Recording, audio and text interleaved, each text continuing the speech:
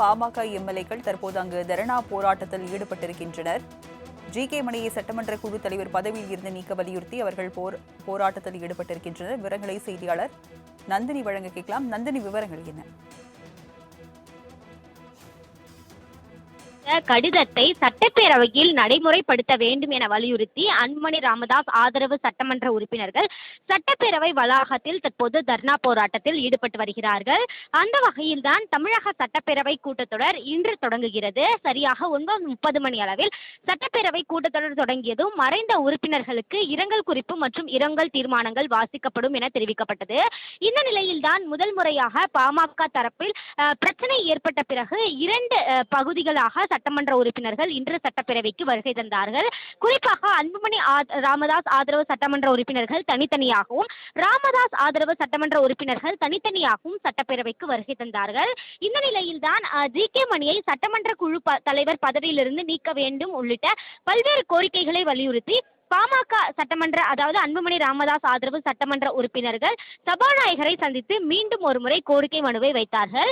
இது குறித்து சபாநாயகர் தன்னுடைய பரிசீலனையில் இருப்பதாகவும், இது தொடர்பாக தான் உரிய நடவடிக்கை மேற்கொள்வதாகவும் உறுதியளித்தார். இருந்த போதிலும் கூட அன்புமணி ஆதரவு சட்டமன்ற உறுப்பினர்கள் சட்டப்பேரவை வளாகத்தில் தற்போது அமர்ந்து தர்ணா போராட்டம் மற்றும் கோஷத்தை எழுப்பி வருகிறார்கள். குறிப்பாக அன்புமணி ஆதரவு சட்டமன்ற உறுப்பினர்கள் சதாசிவம், வெங்கடேசன், சிவகுமார் ஆகியோர் சட்டப்பேரவை வளாகத்தில் தர்ணா போராட்டத்தில் ஈடுபட்டு வருகிறார்கள்.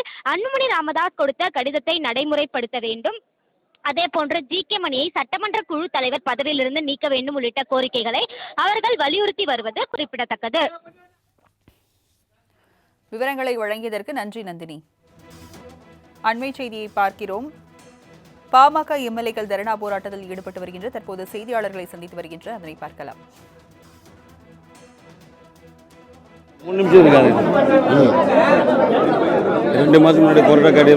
பத்திரிகை தொலைக்காட்சி நண்பர்களுக்கு வணக்கம். எங்களுடைய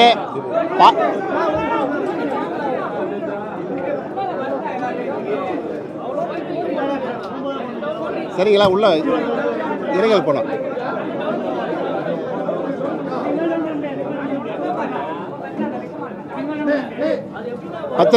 பத்திரிகை தொலைக்காட்சி நண்பர்களுக்கு வணக்கம். எங்களுடைய பாமக தலைவர் மருத்துவர் அன்புமணி ராமதாஸ் ஐயா அவருடைய கடிதம் 2 மாதங்களுக்கு முன்பு சட்டமன்றத்துடைய மாண்புமிகு பேரவை தலைவர் அவர்களோடும் மாண்புமிகு பேரவை செயலாளரிடமும் நமது சிவகுமார் அவர்கள் சட்டமன்ற கொறடாவாக அங்கீகரிக்கப்பட்ட கடிதம் கொடுக்கப்பட்டுள்ளது.